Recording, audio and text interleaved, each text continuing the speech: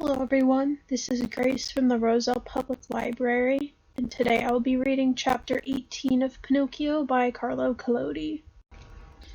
Chapter 18.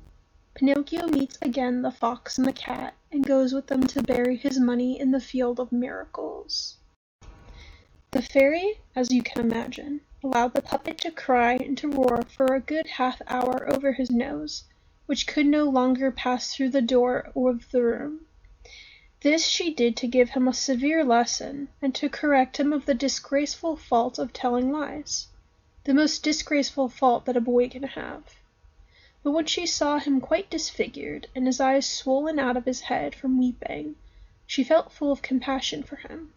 She, therefore, beat her hands together, and at that signal 1,000 large birds, called woodpeckers, flew in at the window. They immediately perched on Pinocchio's nose, and began to peck at it with such zeal that in a few minutes his enormous and ridiculous nose was reduced to its usual dimensions. "What a good fairy you are!" said the puppet, drying his eyes. "And how much I love you!" "I love you also," answered the fairy. "And if you will remain with me, you shall be my little brother, and I will be your good little sister." "I would remain willingly. But my poor papa?" "I have thought of everything. I have already let your father know, and he will be here tonight." "Really?" shouted Pinocchio, jumping for joy. "Then, little fairy, if you consent, I should like to go to meet him. I am so anxious to give a kiss to that poor old man, who has suffered so much on my account, that I am counting the minutes." "Go then, but be careful not to lose yourself. Take the road through the wood, and I am sure that you will meet him." Pinocchio set out, and as soon as he was in the wood he began to run like a kid. But when he had reached a certain spot, almost in front of the big oak, he stopped, because he thought that he had heard people among the bushes. In fact, 2 persons came out onto the road. Can you guess who they were? His 2 traveling companions, the fox and the cat, with whom he had supped at the inn of the Red Crawfish. "Why, here is our dear Pinocchio!" cried the fox, kissing and embracing him. "How come you to be here? How come you to be here?" repeated the cat. "It is a long story," answered the puppet, "which I will tell you when I have time. But do you know that the other night, when you left me alone at the inn, I met with assassins on the road?" "Assassins! Oh, poor Pinocchio! And what did they want?" "They wanted to rob me of my gold pieces." "Villains!" said the fox. "Infamous villains!" repeated the cat. "But I ran away from them," continued the puppet, "and they followed me, and at last they overtook me and hung me to a branch of that oak tree." And Pinocchio pointed to the big oak, which was 2 steps from them. "Is it possible to hear of anything more dreadful?" said the fox. "In what a world we are condemned to live! Where can respectable people like us find a safe refuge?" While they were thus talking, Pinocchio observed that the cat was lame of her front right leg, for in fact she had lost her paw with all its claws. He therefore asked her, "What have you done with your paw?" The cat tried to answer, but became confused. Therefore the fox said immediately, "My friend is too modest, and that is why she doesn't speak. I will answer for her.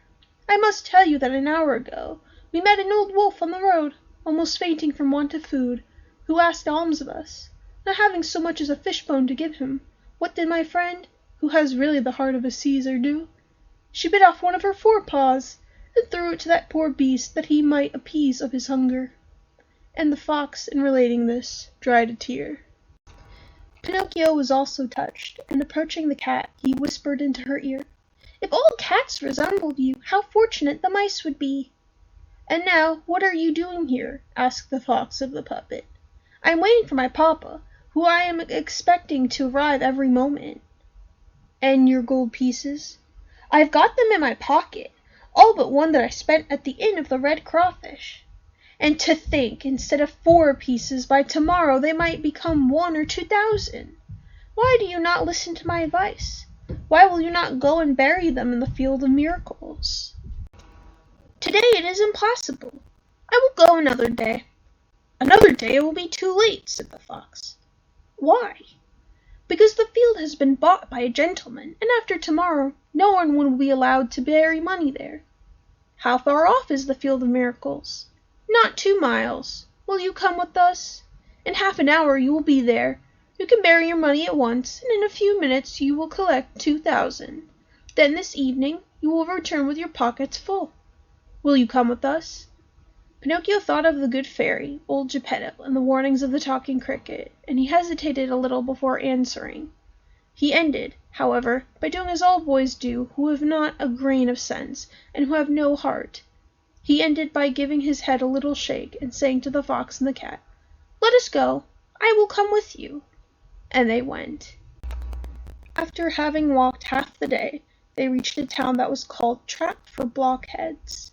As soon as Pinocchio entered this town, he saw that the streets were crowded with dogs who had lost their coats and who were yawning from hunger, shorn sheep trembling with cold, chickens without combs or crests, who were begging for a grain of Indian corn, large butterflies who could no longer fly because they had sold their beautiful colored wings, peacocks who had no tails and were ashamed to be seen, and pheasants who went from scratching about in a subdued fashion, mourning for their brilliant gold and silver feathers gone forever.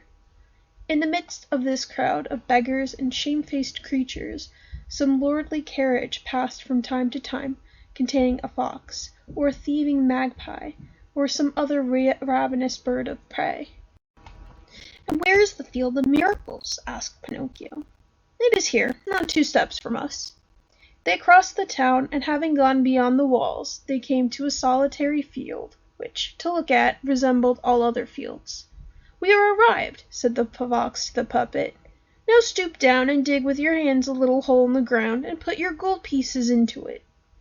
Pinocchio obeyed. He dug a hole, put into it the 4 gold pieces that he had left, and then filled up the hole with a little earth. "Now then," said the fox, "go to that canal close to us. Fetch a can of water, and water the ground where you have sowed the gold pieces." Pinocchio went to the canal, and as he had no can he took off one of his old shoes, and filling it with water he watered the ground over the hole. He then asked, "Is there anything else to be done?" "Nothing else," answered the fox. "We can now go away. You can return in about 20 minutes, and you will find a shrub pushing its way through the ground, with its branches quite loaded with money." The poor puppet, beside himself with joy, thanked the fox and the cat 1,000 times, and promised them a beautiful present. "We wish for no presents," answered the 2 rascals. "It is enough for us to have taught you the way to enrich yourself without undergoing hard work, and we are as happy as folk out for a holiday."